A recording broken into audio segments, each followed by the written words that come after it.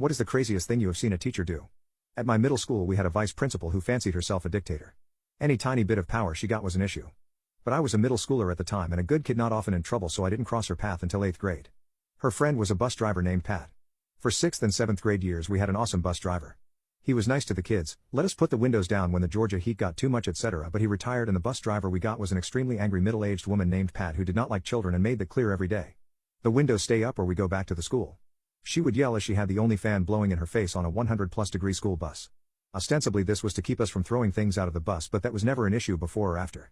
The real reason was that before the bus driver could leave the bus at the end of the day all the windows had to be back up and locked. So this saved her effort. My bus stop was the first she drove by but the last to pick up and had been that way for years. Pat changed this and decided she only wanted to stop on the first pass by and kept threatening to leave the kids in my neighborhood if we made her stop twice. I first got on the Karen VP's radar because Pat left me on the side of a very busy road one morning. She could have stopped but wagged her finger at me as she drove away and left me. I flipped off the kids laughing at me out of the back window, but the bus driver Pat thought I was flipping her off. I didn't get suspended because she left me with no way to get to school on the side of an extremely busy road and my mom threatened to sue if it happened again. But after that they had it out for me. Pat tried several times to get me on anything. She even coached a kid to say I bullied him, but when the real principal brought in the kid he said no, they are my friend, it was those other kids and a bunch of other little poop. Anything to get me in trouble. So the petty revenge comes in here. I was doing my best to make the bus driver's life hell in little passive-aggressive ways. She got annoyed at anything so it was easy.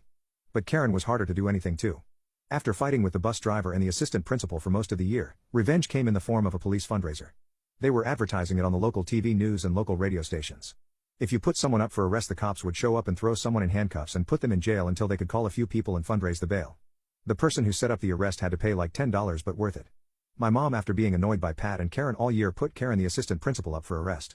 The cops showed up and took her to the room where she could call her friends and raise the money for her to go. The idea was that mom was going to keep having her arrested as long as she could. Except no one would give her the bail money. Not even for a charity. So she ended up missing most of a day sitting in the police precinct trying to get anyone to put up enough money for her to leave. Eventually the cops told my mom that they had to let her go because it had gone on too long. She was the only one who didn't raise the bail money that day. Letting her know exactly how much she meant to everyone at the school felt great.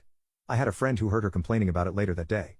She had called the principal who did donate some, but the other teachers gave nothing and none of her friends would help out. She apparently thought one of the teachers put her up for it.